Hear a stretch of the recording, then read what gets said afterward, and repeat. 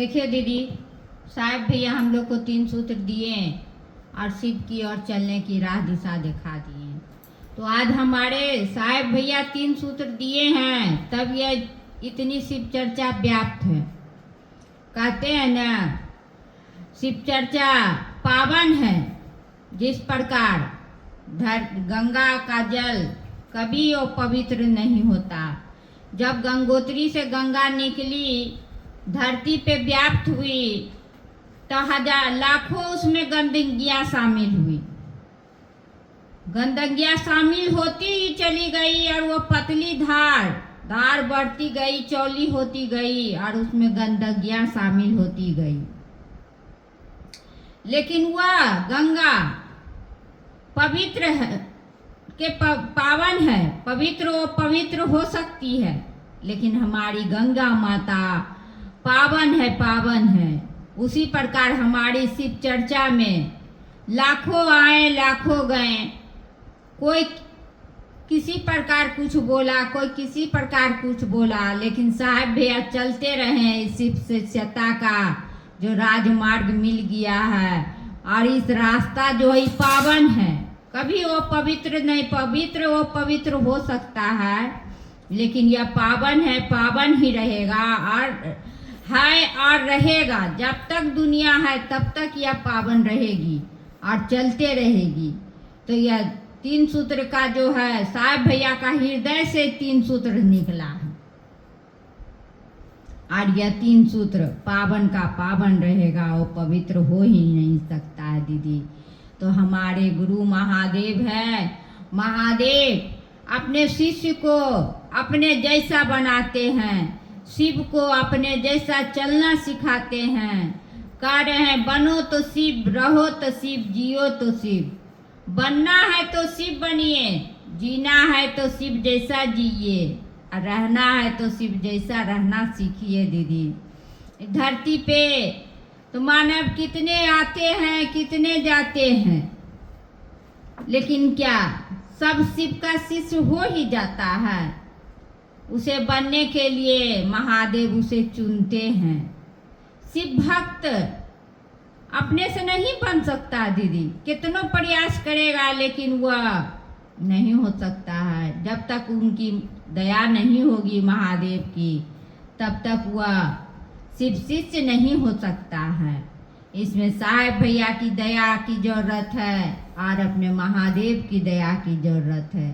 लाख चाहे कि हम शिव चर्चा कर लेंगे, शिव शिष्य हो जाएंगे, गुरु की बातें कर लेंगे, लेकिन जब तक महादेव की दया नहीं उतरेगी या न साहब भैया की दया उतरेगी, तो कोई एक शब्द भी नहीं बोल सकता है। इसमें साहब भैया के दया मांग करके ही आगे काम करिए तो वह काम होती है। जब हम लोग गुरु काम करने के लिए जाते हैं तो हम लोग अपने महादेव से, अपने साहब भैया से दया मांग लेते हैं। हे साहब भैया, हे दीदी माँ, महादेव आप ही का काम करने जा रहे हैं, आप अपना काम करवा लीजिए। वो काम हो जाती है दीदी। सोचिए, घर का आदमी नहीं सुनता है, लेकिन बाहर का आदमी कैसे सुन जाता है। उसको समझा देते हैं कि 3 सूत्र लीजिए ना, अपना महादेव से जुड़िए ना, महादेव को गुरु बनाइए ना। शिव बड़े दयालु है, परम दयालु है दीदी, जरा मान के देखिए ना। वो कहना सुन लेता है और वह महादेव का शिष्य बन जाता है। अभी देखिए, लाखों की संख्या में, करोड़ों की संख्या में शिव शिष्य है। कहते हैं ना, पहला चर्चा 13 से हुआ था गरबारबाड़ी में, और वह 13 से आज 13 करोड़ से भी ज़्यादा है। उसी सब समय भैया बोले थे कि जो आज 13 है वह 13 करोड़ होगा, और वह हो गया। बहुत गुरु भाई बहन सब सोचे कि 13 तो जुटाना मुश्किल था, बड़ा मुश्किल से 13 गो जुटा है शिष्य, 13 करोड़ कहाँ से होगा? तो मेरी दया चाहे तो और किसी का दया थोड़ा चल रहा है। उस साहब भैया की दया, साहब भैया खुद महादेव थे, मनुष्य तन में आए और जन को तार दिए। तो उसको सब पता था, वो सब बात जानते थे कि आगे क्या होगा और अभी क्या होगा और क्या होते रहेगा, उनको सब पता था। और वह जो कहते थे वो हो जाता था दीदी, बिना हुए।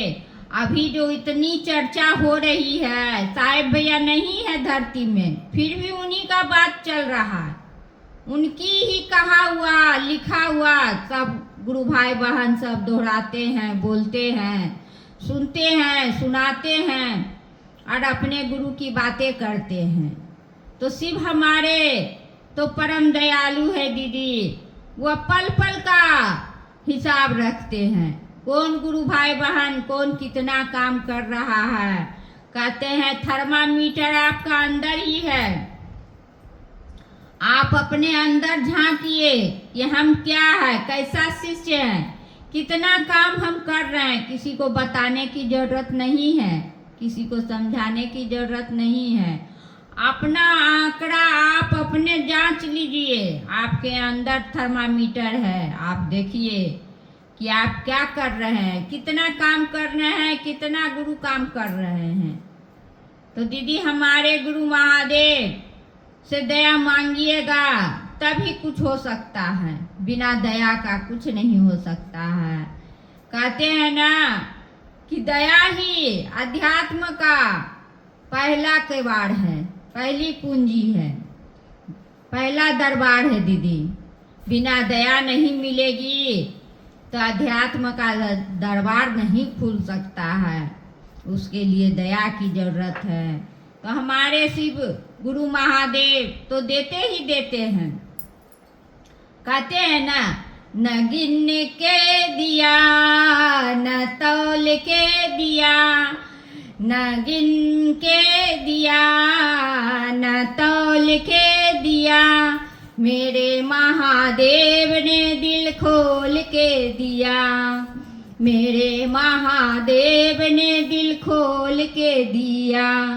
हाँ दिल खोल के दिया, हाँ दिल खोल के दिया, मेरे महादेव ने दिल खोल के दिया।